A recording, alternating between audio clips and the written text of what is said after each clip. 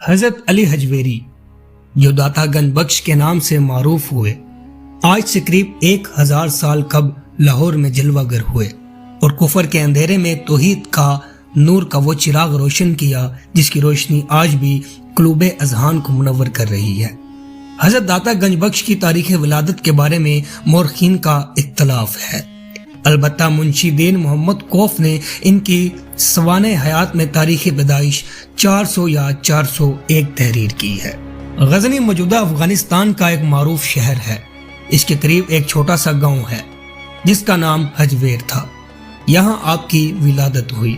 بزرگان لاہور نام کی ایک کتاب جو لاہور کے قدیم بزرگوں کے مختصر حالات پر مشتمل ہے، اس کے مصنف پیر غلام دستگیر نے آپ کا شجرہ یوں بیان کیا ہے: حضرت علی بن سید عثمان بن سید علی بن سید عبد الرحمن بن سید عبداللہ بن سید ابو الحسن علی بن حسن بن سید زید بن امام حسن رضی اللہ عنہ۔ ناظرین، 4 برس کی عمر میں قرآن کریم کی تعلیم سے اپنے تعلیم کا باقاعدہ آغاز فرمایا اور مختلف اساتذہ سے مختلف فنون کی تعلیم حاصل کی۔ کشف المحبوب میں آپ نے اپنے 44 اساتذہ کا تذکرہ فرمایا ہے۔ آپ کے والد گرامی حضرت عثمان جلالی اپنے دور کے صاحب کرامت بزرگ تھے اور ان کا مزار آج بھی غزنی میں مرجع خلائق ہے۔ آپ تصوف کے سلسلہ جنیدیہ سے تعلق رکھتے تھے اور آپ کا سلسلہ طریقت حضرت علی شیر خدا سے جا ملتا ہے۔ تعلیم سے فراغت کے بعد آپ اس دور کی روایت کے مطابق سیاحت کے لیے نکل کھڑے ہوئے اور آپ نے بلاد اسلامیہ کی مکمل سیاحت کی۔ اس سیر و سیاحت کا احوال کشف المحبوب میں موجود ہے۔ لاہور تشریف آوری کے متعلق ایک روایت یہ موجود ہے کہ آپ کے پیر و مرشد حضرت ابو الفضل غزنوی رحمۃ اللہ علیہ نے ایک مرتبہ فرمایا کہ سلطان محمود غزنوی کئی مرتبہ ہندوستان پر حملہ کر چکا ہے لیکن اس کو فتح نصیب نہیں ہو رہی۔ آپ جائیں اور لاہور پر اسلام کا پرچم لہرائیں۔ آپ اپنے مرشد کے حکم کے مطابق لاہور تشریف لے گئے۔ روایات کے مطابق جب آپ لاہور میں داخل ہوئے تو اس وقت آپ نے ملاحظہ فرمایا کہ ایک جنازہ شہر سے باہر جا رہا ہے۔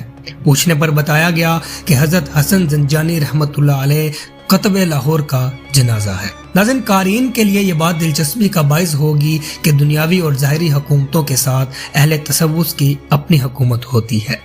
جب ایک کتب یا ابدال وفات پاتے ہیں تو کسی اور بزرگ کی ڈیوٹی لگا دی جاتی ہے۔ ادھر حضرت حسین زنجانی کا وصال ہوا تو دوسری طرف حضرت داتا گنج بخش علی حجویری کو قطب لاہور کے منصب پر فائز کر دیا گیا۔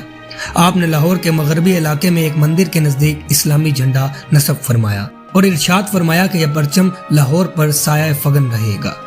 آپ نے سب سے پہلے مسجد تعمیر فرمائی۔ مسجد کی تعمیر کے وقت ہی ایک ایسا معجزہ روح پذیر ہوا جس نے اس وقت کے علماء کرام پر آپ کے تقوی اور علمی وجاہت و کرامت کی دھاگ بٹھا دی۔ آپ کی مسجد کے محراب پر اس وقت کے علماء نے اعتراض کیا کہ اس کی سمت درست نہیں۔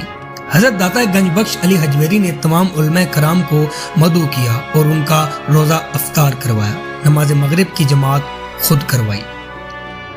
آپ نے خطبہ ارشاد فرمایا کہ میں نے سنا ہے کچھ لوگوں کو مسجد کے محراب کی سمت پر اختلاف ہے۔ میں آپ کو دکھاتا ہوں کہ کعبہ کس سمت میں ہے۔ اس وقت سینکڑوں علماء نے چشم ظاہری سے داتا صاحب کی مسجد کے محراب سے کعبۃ اللہ کی زیارت کی اور سب ان کی عظمت کے قائل ہو گئے اور حقیقت کا دم بڑھنے لگے۔ آپ کے کمالات کا کوئی شمار نہیں، لیکن ان کا سب سے بڑا کارنامہ یہ ہے کہ انہوں نے مخلوق کے رابطہ خالق سے بحال کروا دیا۔ ہندو مت اور اس کے تہمات بھرے مذہب اپنائے ہوئے لوگوں کو اللہ کی بارگاہ میں جھکا دیا۔ اپنے صوفیاء کے طریق کے مطابق لنگر شروع کیا جہاں پر کھانے کے لیے کسی مذہب اور مسلک کی قید نہ تھی۔ اس حیران کن عمل کی وجہ سے کثیر ہندو حلقہ بگوش اسلام ہوئے۔ خواجہ معین الدین چشتی اجمیری رحمۃ اللہ علیہ کو دربار رسالت سے ولایت عطا ہوئی تو ان کو یہی حکم ہوا کہ سب سے پہلے مخدوم سید علی حجویری کے مزار پر جا کر اعتکاف کرو۔ آپ ایک صاحب کرامت ولی ہونے کے ساتھ ساتھ مستند عالم دین بھی تھے۔ یوں تو تاریخ میں اس کا تذکرہ ملتا ہے لیکن اب صرف کشف المحبوب ہی دستیاب ہے۔ یہ کتاب فارسی زبان میں لکھی گئی لیکن دنیا کی ہر زبان میں اس کا ترجمہ ہو چکا ہے، یہاں تک کہ سینئر صحافی جناب GR ایوان نے اردو میں ہی آسان کشف المحبوب کے نام سے اس کو مزید سلیس کر کے قوم کے سامنے پیش کیا۔